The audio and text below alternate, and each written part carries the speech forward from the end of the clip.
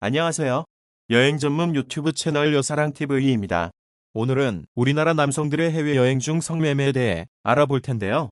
해외여행 가시는 분들은 참고하시고 건전한 여행 되시길 바랍니다.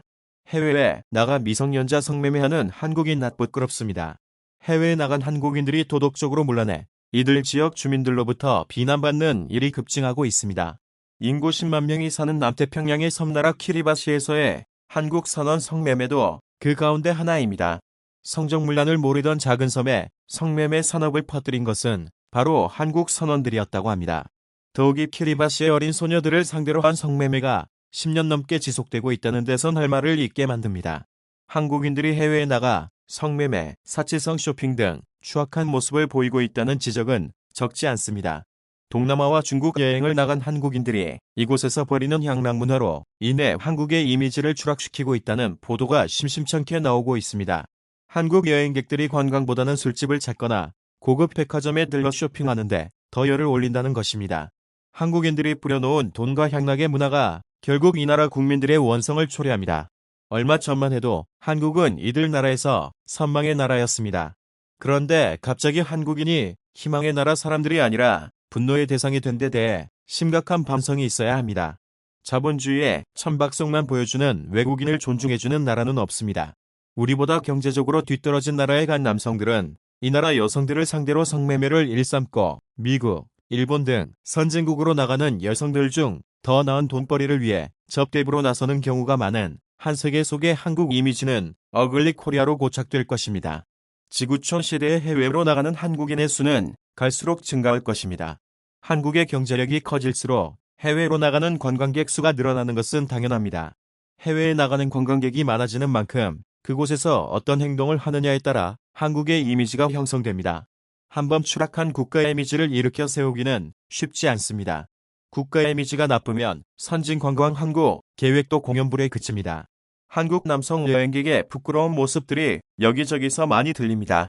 베트남 전쟁 당시 한국 병사가 베트남이 주둔하면서 현지 여인과 결혼을 하거나 사실혼 관계를 맺고 살다가 아이를 낳았지만 전쟁 이후 귀국한 후 한동안 한국인의 베트남 입국이 금지되면서 라이따이안이라는 말로 불리는 아버지와 생리별한 자식들이 베트남의 사회 문제가 되기도 했습니다.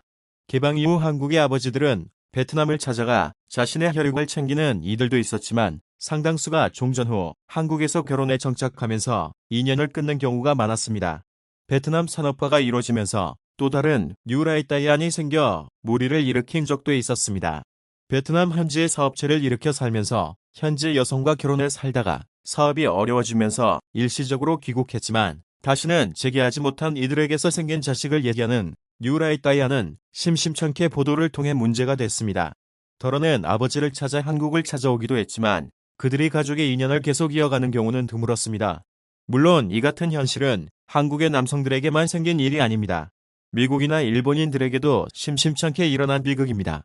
최근 한국 남성이 필리핀에서 성매매를 하고 떠난 뒤 태어난 필리핀인 코피노에 대한 외신 보도가 온라인에서 주목받고 있습니다. 필리핀 현지 언론이 아니라 영국의 영향력 있는 매체인 가디언에 소개됐습니다. 지난 2일 가디언은 한국을 비롯해 각국 남성이 필리핀에서 성매매 관광을 한 뒤 낳고 간 필리핀 아이들에 대해 다뤘습니다. 이 아이들이 자라나 자신의 아버지를 찾고 있다는 내용입니다. 이 기사에서 필리핀 관광청에 따르면 매년 470만 명이 넘는 외국인들이 필리핀에 오는데 이 중 120만 명은 혼자 오는 남성입니다. 대다수를 차지하는 국적은 한국, 미국, 중국, 호주라고 전했습니다. 한국 남성이 성매매 관광객 가운데 대다수를 차지한다는 것을 의미합니다. 가디언이 기사로 소개한 필리핀의 현실은 한국인의 부끄러운 모습을 세계에 알리는 꼴이 되고 말았습니다. 코피노는 대부분 평모 가정에서 극심한 가난과 사회적 냉대 속에 자라 필리핀의 사회 문제로 대두됐습니다. 이와 관련해 코피노의 아버지를 추적하는 한국 사이트 코피노파드라는 사이트까지 등장하기도 했습니다. 여행 자유화가 되고 난 후 동남아시아나 중국을 여행하는 한국인을 두고 한 때 어글리 코리안이라는 말이 회자되기도 했습니다. 모두 성매매와 관련된 표현이었습니다. 물론 지금은 상당히 개선되기는 했지만 이 문제는 오랫동안 외국을 여행하는 한국인 남성의 이미지로 따라다닐 형편입니다. 여행자의 태도는 국격을 설명합니다. 지나친 오만과 부도덕한 여행 형태는 한 나라의 이미지와 직결되는 것이다. 자중하고 자중할 일입니다. 내용이 유익하다면 좋아요와 구독을 눌러주세요. 감사합니다.